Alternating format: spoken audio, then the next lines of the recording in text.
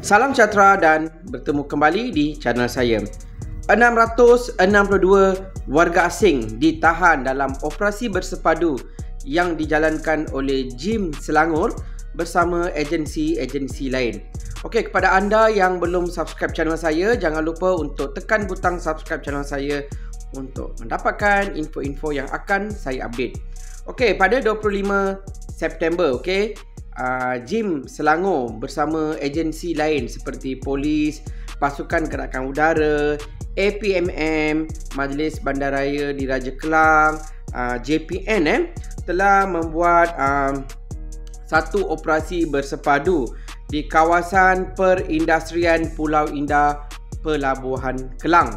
Okey, so dalam operasi ini seramai 662 individu telah pun ditahan atas pelbagai kesalahan. Okey, operasi ini bermula pada 9.30 malam hingga 12.30 malam dan dilakukan operasi ini selepas risikan dibuat selama 4 bulan. Okey, so dalam operasi ini 9 blok rumah dan rumah kedai dan 100 premis sekitar di sana telah pun diperiksa oleh agensi penguatkuasa yang membuat serbuan. Okey, so total semua warga asing ataupun individu yang diperiksa di tempat itu adalah seramai 1,132 orang diperiksa. So daripada 1,132 orang yang diperiksa tu, seramai 662 warga asing ditahan atas pelbagai kesalahan.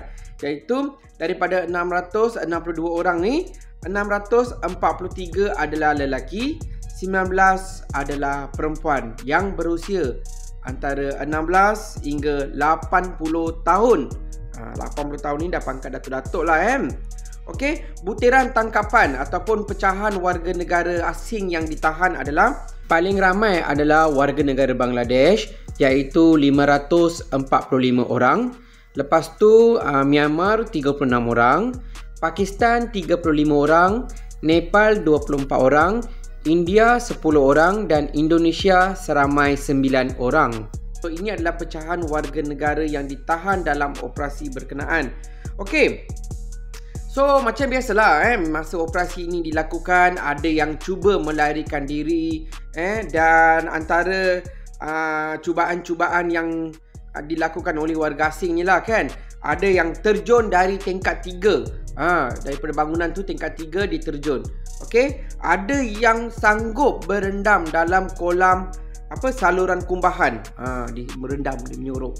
Okey, dan ada juga menyorok di rumah sampah dan mereka ni berjaya ditangkap oleh pegawai-pegawai yang membuat serbuan.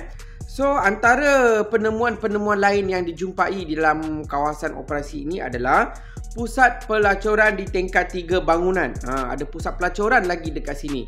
Dan pusat pelacuran ni dilengkapi dengan CCTV dan tonto. Ada tonto yang mengawasi tempat berkenaan. Okey.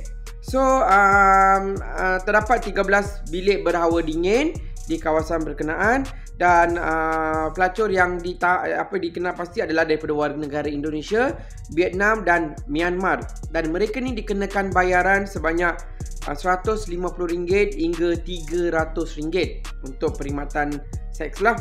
Okey, terdapat juga stor arak seludup di tingkat 2 di tempat berkenaan. So bukan ada parti saja ada kegiatan pelacuran, ada arak, kegiatan arak dan macam-macam kes kat sana. Okey, semasa operasi ini juga terdapat seorang lelaki Bangladesh yang cuba menawarkan rasuah bernilai RM7,000 kepada anggota PGA yang melakukan operasi dekat sana juga, kerana dia membawa isterinya dan 2 individu lain dalam sebuah kereta. Okey, dicuba nak bagi duit RM7,000. Kaya sekarang dia orang kat sini. Okey, so antara kesalahan-kesalahan yang dikenal pasti dalam operasi ini adalah macam biasalah, tinggal lebih masa yang di Malaysia, gagal mengemukakan dokumen pengenalan diri, salah guna pas oleh warga asing dan memiliki kad-kad yang tidak diiktiraf. Antara kad-kad yang tidak diiktiraf oleh kerajaan Malaysia ataupun JIM lah.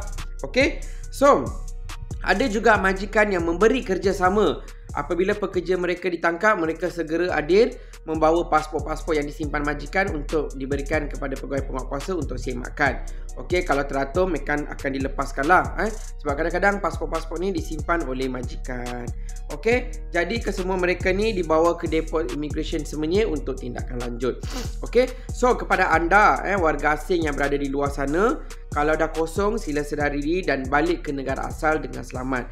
Kepada majikan-majikan, jangan mengambil pekerja asing tanpa pas yang sah, dan kepada pemilik premis ataupun sewa, pastikan anda menyewa